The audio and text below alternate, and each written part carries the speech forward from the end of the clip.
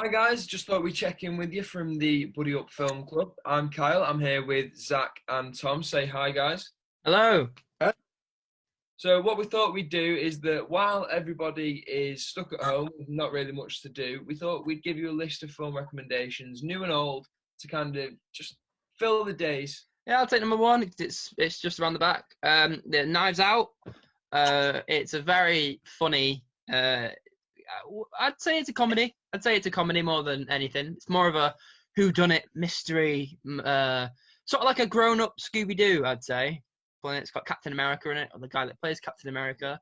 James Bond, Daniel Craig, and a couple of ones for the more older, mature audiences, such as Jamie Lee Curtis, who was in obviously the Halloween films, and Toni Collette, who was in Hereditary. So overall, it's just a really good film that keeps you on your toes. It's very intense, but also it's very, very, very funny. And yeah, that's our first recommendation. Matilda's the story of a young girl that finds out that she has supernatural powers, and her family isn't too happy with this. There's a lot of family drama. There's a lot of... It's a really heartwarming story. It's adapted from a Roald Dahl novel. Now, it's a little older than a lot of the films on this list, but it's well worth a watch. It's an absolute classic. Everyone's got to watch it at some point in their childhood. So then our next recommendation is, of course, Star Wars. And don't ask us which Star Wars it is. It is just going to be all of them. We've cheated a little bit here. Yeah. And said we just want to show every single Star Wars film.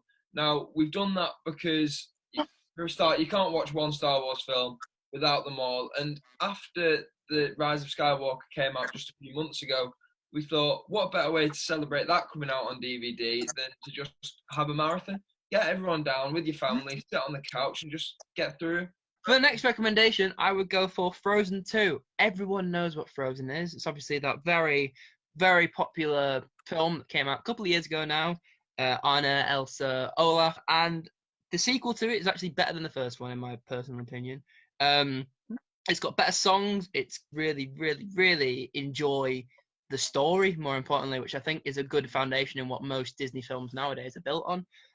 And overall, I just think it's miles better than the first one. But overall, I think Frozen 2 is a great film, and it's family friendly, good for everyone, and you can find that on Disney Plus right now.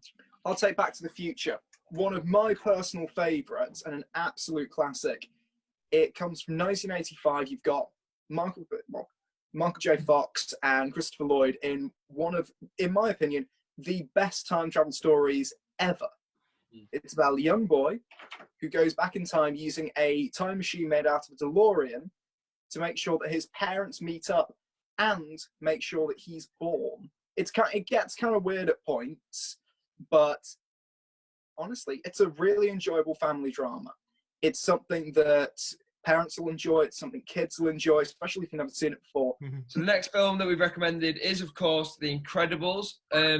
The first one being an undisputed classic and something everybody must see. And then we thought, seeing as everybody's got a little bit more time, we'll cheat again just a little bit, and we'll go recommend both The Incredibles films. Both of them, great enjoyable times, hilarious, family fun, something that anyone would enjoy. The Incredibles 1 and 2 is perfect, a perfect way to spend your time. The next film I recommend is a little independent film called Pokemon Detective Pikachu. Obviously a very unknown IP, Pokemon. Everyone knows what Pokemon is, I'm joking. Basically, it's a really pretty actually heartfelt story about a young lad that lives in a world that Pokemons exist in. And his dad is actually sadly dies in a car crash or a car incident of some sort. And somehow a detective known as Pikachu, voiced amazingly by Ryan Reynolds, is on the case to help him solve the missing case of his father. And it's sort of very action-packed, very intense actually for a kid's film. I will actually say that as a disclaimer. It's very quite loud in some bits and quite jumpy in some bits. It's very good family friendly fun, and yeah, I would highly recommend it. Right.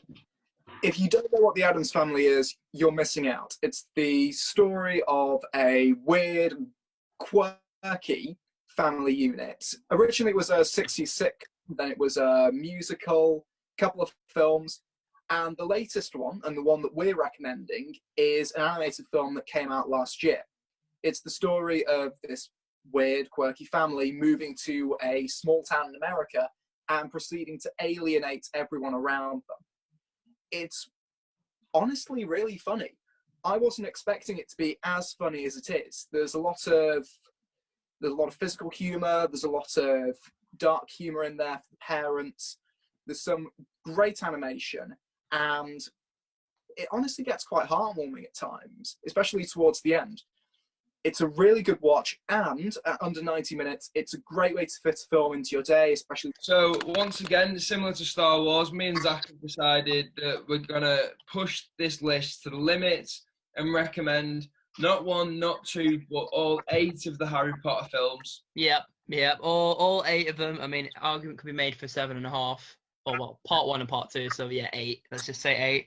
I think everyone under the sun knows what Harry Potter is as a popular book, and then it sort of changed the world as we know it by now, in terms of literature, in terms of actual British cinema as a whole. Pop culture as well. Yeah, pop culture. Yeah. And it is one of those. It is one of those franchises which everybody needs to watch, and just like Star Wars, you can get it over the space of a few days, or you could watch them together in one day and make a big thing out of it. All 8 of them are pretty great, and as soon as you get to the ending of the 8th film, I'm pretty sure you'll leave satisfied. Especially if you've watched all of them all the way through, you'll have had a blast watching them, and you'll be spellbounded.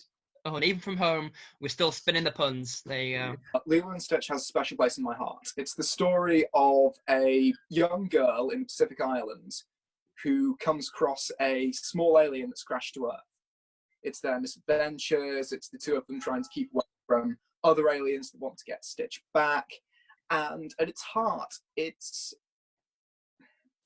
a really touching story about family, friendship, companionship, and what it takes to keep a family together, which I think is pretty poignant in these times. It's one of my all-time favorites. I can't recommend it enough. Anyway, guys, that concludes our list. I hope you've had a nice time watching it, and I hope you get a lot out of it. I hope you enjoy the films that we've recommended if you get around to watching it. And hopefully we'll be back with the film club as soon as possible. Yeah, everyone. Take care of yourselves, guys, and we'll see you soon. Take care of yourselves. See you guys later. I think that'll do. Where do I stop the recording? Stop.